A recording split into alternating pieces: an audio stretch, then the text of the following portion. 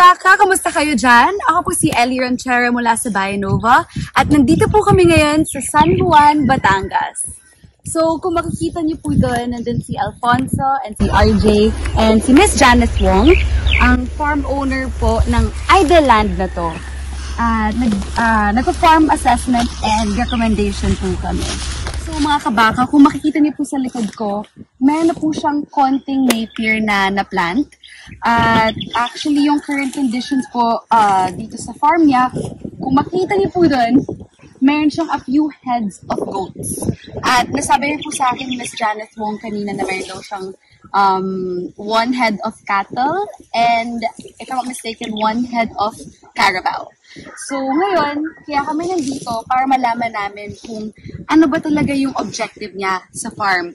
Kung mag-focus po ba siya sa cattle or maging integrated farm po ba ito. Pero once again, dapat po bangga yung objectives niya sa kakayanan or current resources ng kanyang farm. So, yung area, yung land area, yung soil content, we also check that.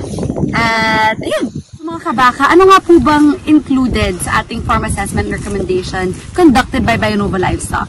So, unang-una po, we give you a comprehensive report from our one-day visit that includes yung forage plantation guidelines, the proper diet plan, health plan, and most importantly, yung proper facilities design po.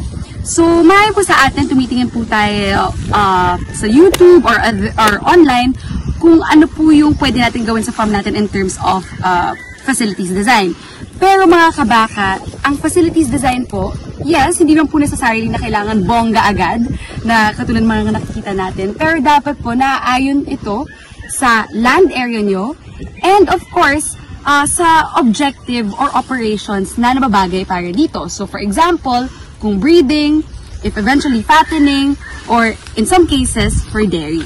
So, yun po yung tinatry natin i-identify kasama ni RJ and Alfonso kung anong pwede natin gawin dito. Considering yung objective nga po ni Ms. Janice Wong ay to have a breeding farm or cow-calf operations. So, check po natin mamaya. Tatanong po natin siya. Mga kabaka, ito po si Ms. Janice Wong.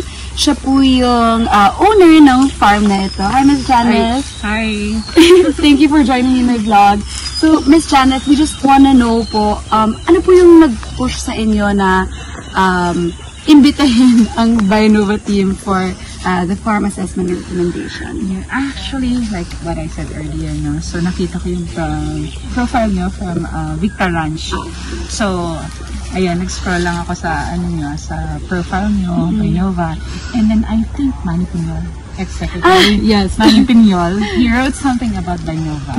Then sa Facebook account niya. And then I got curious. Tapos, nakita ko also. Maybe we can try.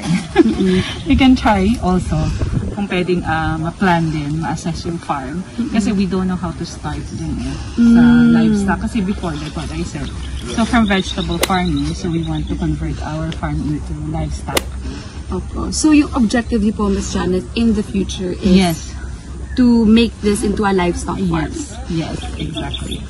Yun nga po, kasi na-mention niyo po kanina sa akin na yung root crops po? Yeah, high value crops. High value crops. Chilies, okay. So high maintenance po. Very high maintenance. A lot of labor. Labor intensive. Yes. Also, and it's perishable. Expensive. Expensive also.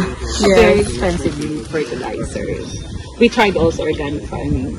It didn't work. Labor intensive as well. And I have to do really attend sa paggawa ng fertilizers, everything. So, it's really labor intensive and we cannot.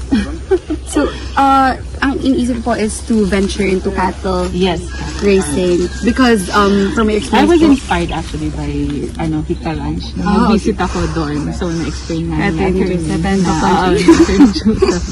yan, at least for cattle farm, hindi siya ganun ka-selan. Like, for example, we have yung mga chicken, kung may chicken ka. So, mas siya susceptible to sa actually. Yan, sa pig. You have ESF, now we have ESF. So, at least sa cattle, mas siya, mas lesser yung vulnerability niya. Yes, yung risk po, yes, yung risk. Yeah, because with kasi vegetable, very risky. The price, yes, yun po na pwede. Very high. Very high to contain. We did lots of organic containment, then so pest. Organic, and then we have conventional. Yes. So it's really, really hard. Yes, because with cattle, yes, it's not. It doesn't require a lot of. No, I mean management. I mean it's still important, but it's not as high maintenance compared to sa piggeries. You have to see that. You have to check the leaves. Yes po, pero low risk rin siya kasi no known diseases po actually in the Philippines in cattle. So yeah, thank you Miss Janet for the quick interview, and we're excited to see what you can do here. What the future holds. Yes, what the future holds. And thank you very much. We will look forward to it. Yeah. So yung nakikita niyo po sa likuran ko, ito po yung current fencing niya. At ayun, kung we can show them, ganyan po kalaki. I think 3.4 hectares po ito. So, nabakura na naman po nila. Para at least, we will have an idea kung ano po yung pwede natin gawin. Considering nga po yung number of hectares na meron siya, kung gaano kalaki po yung facilities na pwede nating i-construct dito, kung ilan po yung number of heads na pwede na lang i-maintain and i-sustain dito sa farm, and kung saang area nito tayo pwede magtanim ng forage like Napier. So, para kanina po ba talaga itong farm assessment and recommendation?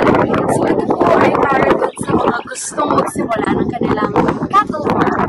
Katulad po nito, idle land po ito currently. Wala pong operations, pero you could see some types of livestock here, pero hindi po talaga sila nagpo-produce either ng offspring or if ever nga po for fattening, wala po sila binibenta, in short.